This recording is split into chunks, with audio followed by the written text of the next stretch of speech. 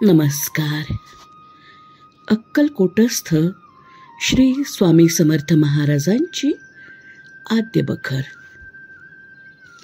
प्रकाशक धार्मिक प्रकाशन संस्था. अभिवाचन अदिती पालीमकर. भाग 29. श्री स्वामी समर्थ. जय जय स्वामी समर्थ. श्री स्वामी समर्थ.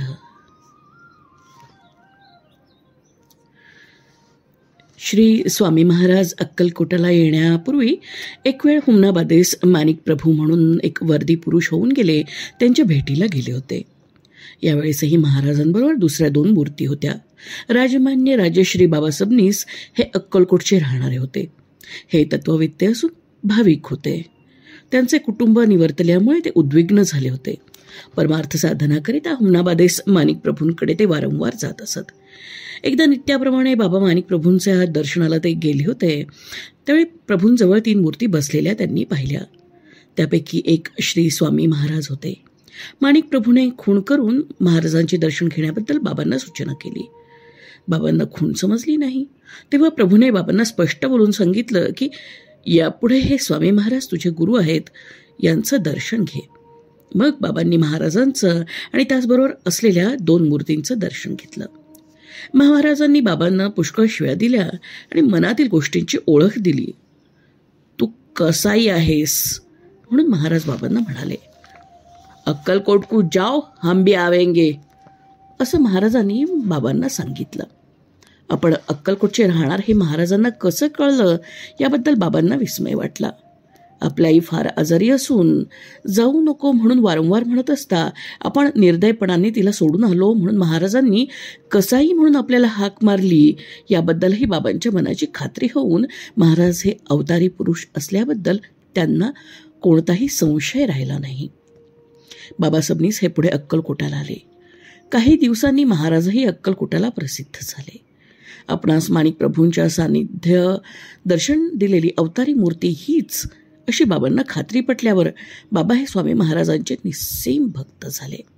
महाराजांबरोबर वर उल्लेख केलेल्या दुसऱ्या 2 मूर्ती मात्र पुढे कुठे कधीच दृष्टीस पडल्या नाहीत.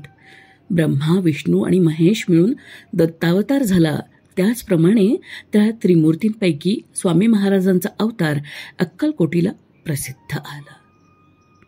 वामनबुवा ब्रह्मनिष्ठ बडोदेकर हे स्वामी भक्त असून महाराजांबद्दल स्वतः अनुभव त्यांनी सांगितलेला आहे. त्यांनी महाराजांसंबंधाने खात्रीलायक व अनुभविक अशा पाठवलेल्या गोष्टी जशाच्या तशाच इथे दिलेल्या आहेत. श्री स्वामी महाराज शके 1779 आले. त्याच्या दुसऱ्या दिवशी अक्कलकोट इथे सरकारी गणपती मंदिरात गेले. ही वार्ता राजवाड्यात कळताच श्रीमंत मालोजी महाराज भोसले साहेब आणि आपल्या सर्व मंडळींसह राजेसाहेब श्रीयती राजांचे दर्शनासाठी आले. समर्थांपुढे राजेसाहेबांनी श्रीफळ ठेवून पुष्पांचे हार गळ्यामध्ये घालून अनन्य भक्तीने श्री गुरुचरणी नमन केले. अपूर्व दिव्य सतेज चिन्मूर्ती पाहून एककाली एकरूप आनंद झाला. त्यावेळी स्वामी महाराजांनी मालोजी महाराजांना श्रीफळ प्रसाद दिला आणि इतर मानकरी व दाजीबा भोसले यांच्या गळ्यातील पुष्पहार त्यांना दिले त्यांनी आणि भगवी लंगोटी, कफणी, टोपी यांचा बोळा करून राजेसाहेबांकडे फेकून दिला आणि अवधूत दिगंबर चालते झाले. लोकांनी भगवे वस्त्रे समर्थांच्या हाती दिली. त्या काळी महाराजांच्या जवळ एक जंगम साधू होता. या गोष्टीला काही वर्ष लोटल्यावर श्रीमंत मालोजी महाराज यांना पुत्रसंतान व्हावे म्हणून पुष्कळ जोशी वगैरे विचारले असताना कुणाकडूनही निश्चितार्थ समजणं दुर्लभ झालं. तेव्हा राजेसाहेबांना कन्या संतती होती आणि पुढे एके दिवशी जेव्हा स्वामी समर्थांची स्वारी राजवाड्यात आली, महाराजांचं भोजन होऊन ते आनंदात बसले होते. त्यावेळी 2 प्रहरानंतर मंडळी निद्रिस्त होती, पहारेकरी वगैरे आपापल्या कामात होती. अशी एकांत संधी पाहून दाजीबा भोसले यांनी यतीरायास नम्रतेने म्हटलं, श्री गुरु समर्थ, पाणी बिनी कुछ लावूं? महाराज म्हणाले, अच्छा लाव लाव. नंतर दाजीबांनी स्वच्छ आणि सुवासिक जल भरलेलं रौप्य पात्र आणून स्वामी महाराजांच्या हातात दिलं. समर्थांनी पाणी पिऊन दाजीबांच्या हातचा तांबूल कुटलेला भक्षण केला आणि नंतर दाजीबा भोसले भीत उभे राहून हळूहळू बोलले की राजे साहब की तबीयत अच्छी नहीं रहती है और राजे साहब को लड़का नहीं, क्या करना? सदगुरु महाराज, राजे साहब को लड़का हो जावेगा? नंतर दयाघन समर्थ म्हणाले, हाँ बड़ा होएगा. हा. हे श्रीमुखातील अमृतरूपी वचन ऐकून दाजीबाला अत्यानंद झाला. पुढे काही दिवसांनी मालोजी महाराजांना पुत्ररत्न झाले. श्री स्वामी समर्थांचे श्रीफल प्रसादाचा आणि कल्याणरूप वचनाचा अनुभव आल्यावर स्वामी महाराज पूर्ण निर्विकार केवळ जगदुद्धारार्थ दत्तस्वरूप अवतरले आहेत असा सर्वांचा दृढतर निश्चय झाला. ते सुपुत्र श्रीमंत शहाजी महाराज उर्फ बाबासाहेब भोसले राजे सांप्रत संततीसह स्वराजधानीत आनंदात विराजमान आहेत. दाजी पिराजी भोसले अक्कलकोट संस्थानात खाजगी कारभारीत होते. लक्ष्मीच्या मदाने आणि स्वामी महाराजांची आज्ञाभंग केल्याने दाजीबास अक्कलकोट सोडावं लागलं. याचवर श्रीमंत मालोजी महाराजांची दया होती, कृपा होती. राजे साहेबांच्या सहवासाने योग व स्वरोदय दाजीबा बरेच जाणत होते. तसेच गायन, तंतुवाद्य, कसरत, लिहिणे, चित्र काढणे वगैरे कामातही ते हुशार होते. यांचे शरीर सशक्त आणि सुदृढ होतं. मुंबईस राहून पुन्हा ते कामावर गेले होते. नंतर मुंबईस येऊन काही दिवस राहून पुढे मुलीचे लग्न बडोद्यास करून ते तिथे फार वर्ष राहिले.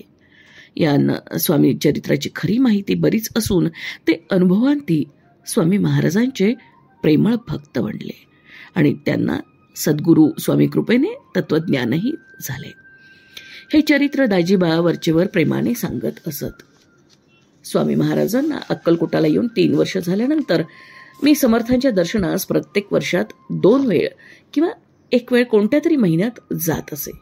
मला लहानपणापासून सत्संगाची आवड आणि दत्तात्रेयाची भक्ती आहे.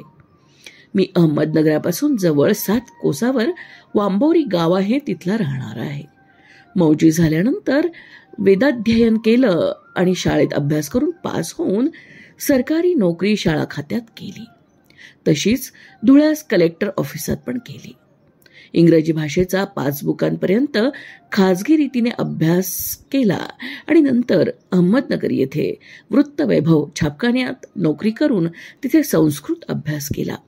परंतु कोठेही चित्त स्थिर राहीना, तळमळ आणि संशय जाईना. सत्संगाच्या प्रीतीमुळे साधू, संत, फकीर, साई, जती, जंगम, संन्यासी, योगी, वेदांती, जोशी, भक्त, हरिदास, महंत, मठाधिपती, ब्रह्मचारी आणि त्रिकाळज्ञानी वगैरे पुष्कळ भेटले. त्यांचं यथाशक्ती आदरातिथ्यही करत होतो. परंतु कोणापासूनही चित्तास स्थिरता आणि समाधान प्राप्त झालं नाही. अहमदनगरला असताना असं ऐकलं की अक्कलकोटाला कोणी स्वामी आले आहेत आणि ते मनातलं सर्व सांगतात. अशा संबंधाने नोकरी सोडून मातोश्रींसह पायमार्गे पुण्याला आलो. तेथे काप्या लिहिण्याचं काम आणि दुसरी नोकरी धरली. तुळशी बागेत नाना नातूंच्या माडीवर राहत होतो. तिथे एके दिवशी गोपाळराव दादा नातू, व्यंकय्या तेलंग, एक पुराणिक आणि मी शेषशाहीजवळ सत्पुरुषांच्या गोष्टी सांगत होतो. इतक्यात एक ब्राह्मण तेजपुंज आमच्यात येऊन म्हणाला, सद्गुरू कृपे वाचून व्यर्थ आहे. नंतर मी विनंती केली की ज्याच्याने चित्त स्थिर आणि पारमार्थिक समाधान होईल त्याला सद्गुरू दत्तात्रय स्वरूप मानू. परंतु अद्याप असा कुणी पाहण्यात आला नाही. ब्राह्मण म्हणाला, तुला दत्तात्रय स्वरूप स्वामी अक्कलकोटास दर्शन देतील आणि तुझं समाधान होईल, जा लवकर. असं म्हणून तो ब्राह्मण कुठे गेला हे पाहत असताना आम्हा कोणासही दिसला नाही. पुढे सगळे म्हणाले, एकदा जाऊन खरं काय ते पहा. हे कार्तिक वद्य 12 बोलणं होऊन मार्गशीर्ष शुद्ध पहिल्याला म्हणजे पुण्याहून निघून सोलापूरपर्यंत रेल्वे चालू झाली होती. सोलापुरास स्वामींच्या अनुयायी मोहनी देवींच्या दर्शन करून पायमार्गाने अक्कलकोटास गेलो. तिथे तपास करताना स्वामी महाराज हद्रेस आहेत असं कळलं. नंतर दुसऱ्या दिवशी नागणसुरास गेलो. इंचनाळ, हद्रे वगैरे ठिकाणी फिरत भीमातिरी, रोडगी आणि मिरगी या 2 गावांमधील पायू नदीत श्री स्वामी महाराजांनी दत्तरूपाने दर्शन दिलं आणि समर्थ म्हणाले, का रे, आमच्या ब्राह्मणाची थट्टा केलीस? अशी खूण मिळताच मी स्नान करून स्वामी महाराजांच्या पयो नदीत पूजन करून त्यास साष्टांग नमस्कार केला. मनात विनंती केली. त्याप्रमाणे मंत्रासह अवधूत दत्तात्रय गीता टाकली आणि दत्त दिगंबर म्हणाले की आमची नोकरी कर म्हणजे ब्रह्मनिष्ठ होशील. आण तुझे गाठोडे आम्हास दे. नंतर लंगोटी नेसून सर्व सामान पुढे ठेवलं. ह्यापैकी नाशिकी तांब्या पाणी भरलेला मला दिला आणि सर्व सामान सांभाळून घे म्हणून बोलले. त्यावेळेस एक घोडा आणि 20 मनुष्य स्वामी महाराजांसन्निध होते. महाराज पायी चालत असून शरीर दिव्य, तेजपुंज आणि सुदृढ होते. सवेत चोळप्पा आणि श्रीपाद भट होते. एक म्हातारी सोडणारी नव्हती, ती वेड्यासारखं करी, परंतु स्वामी महाराजांचा शब्दार्थ तिला समजत असे. त्यावेळी नृसिंहवाडीची 6 मनुष्य नवस फेडण्यास आली होती.